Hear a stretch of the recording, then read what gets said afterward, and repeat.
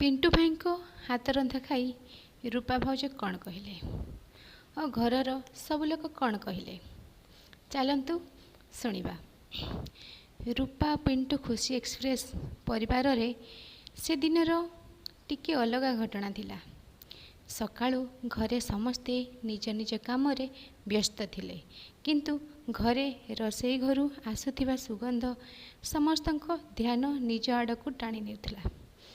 आज रोषेई करुथिले पिंटू भाई। घरर समस्ते आश्चर्य होई कहूथिले, आज कौन हैला? पिंटू भाई निजे रोषेई करुछंती। पिंटू भाई हसी हसी रोषेई करुथिले।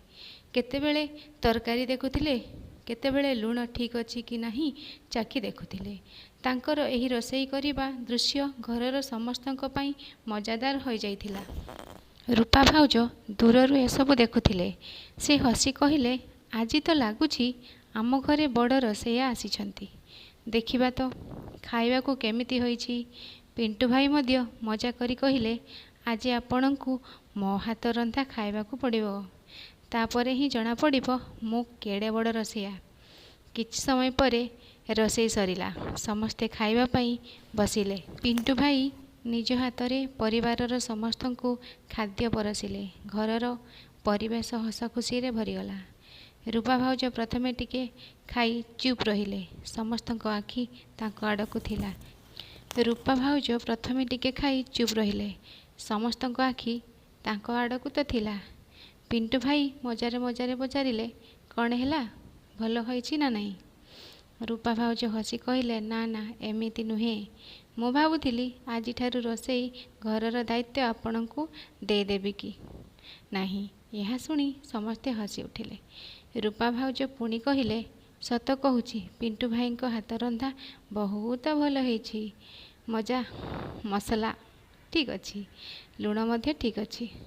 एते भल रोषेई करि पारंती बोली मु भाभी नथिली। एही कथा शुणी पिंटू भाई को मुहरे खुशी देखागला। से कहिले, ताहेले आज मो परीक्षा रे मु पास करी गली। हा हा हा। घरर अन्य माने मध्य निज निज मत देवाकू लागिले। केही कहिले, आज तो खाइबार स्वाद अलग लगुची। आउ केही हसी कहिले, पिंटू भाई को जदि एमिति रोषेई करा जाए ताहेले सप्ताह को गोटे दिन तांकर ड्यूटी रहिबा दरकार। यह शुणी पिंटू भाई हसी कहिले, गोटे दिन काहेकि मु 2 दिन मध्य रोषेई करिदेबी, किंतु तापरे समस्ते मते रोषेया बोली डाकिबे नाही। समस्ते पुणी हसिले। रूपा भाउज कहिले, रोषेई केवल खाद्य तैयारी करिबा नुहे, निज लोकमानंक पई निज हाथ रे किछि करिबार जेउ भल पाइबा थाए सेटा ही सबुठारु बड़ कथा। आज पिंटू भाई निजे रोषेई करी समस्तଙ୍କୁ खुआइले, सेथिपई खाइबार स्वाद आहुरी बढ़ीगला। एही कथा शुणी घरर बड़ माने मध्य खुशी हेले। सेमाने कहिले, घर हेउची से जगह जेउठी समस्ते परस्पर को साहाय्य करती। काम केवल जड़े लोकर नुहे, घरर समस्ते मिलीमिशी काम कले घरे खुशी आहुरी बढ़े। खाइबा सरिबा परे मध्य समस्ते पिंटू भाई को रोषेई को नहीं मजा करुथिले। केही कहूथिले, आजिर खाद्य मने रहिबो, आउ केही कहूथिले परवर्ती थर आउ किछि नुआ रोषेई करिबाकू पड़िबो। पिंटू भाई मध्य हसी कहिले, आज समस्ते मोर प्रशंसा करुछंती, काली ठारू मो उपरे रोषेई भार दायित्व देई देबेनी तो? रूपा भाउज हसी कहिले, दायित्व देले भय काहेकि? आपण तो आज प्रमाण करदेले जे आपण मध्य खूब भल रोषेई करि पारंती। सेही दिनर घटना छोट होइथिले मध्य घरर समस्तक मनरे एक सुंदर खुशी छाड़ीगला।